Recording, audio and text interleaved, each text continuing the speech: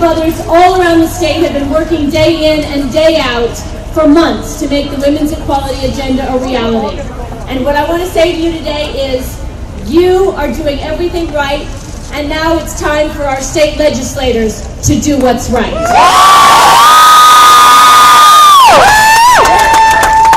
Because it's not right that just because a woman's employer has fewer than 4 employees, she can't file a sexual harassment suit. It's not right that a minor who is a human trafficking victim has to prove that she was coerced into prostitution. It is not right that a landlord can refuse to rent to you because you receive public rental assistance, or can evict you because you're a domestic violence survivor.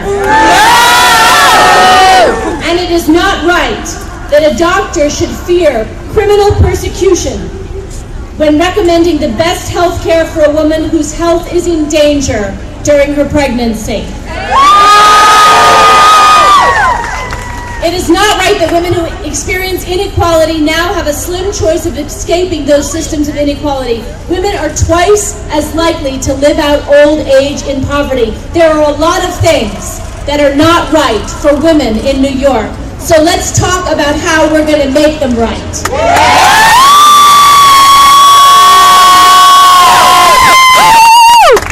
How can we do right by women? How can we make sure that our state addresses our needs and treats us as equal citizens?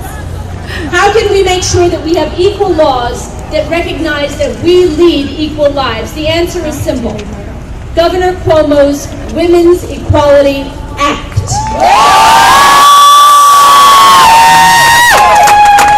It is the right thing to do for all of us, for women, for men, for families, for the great state of New York.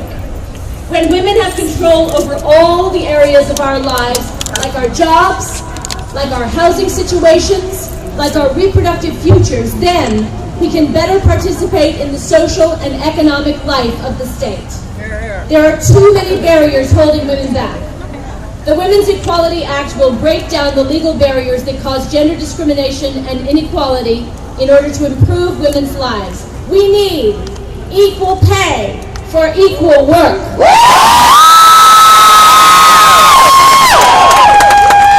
We need to end discrimination against pregnant workers. We've got to stop employment and credit and lending discrimination. Do you know that 75% of cases that involve these issues are filed by women? That's not right. We need to change the law that allows employers to deny work or promotions to women with children. And we need greater protections for survivors of domestic violence.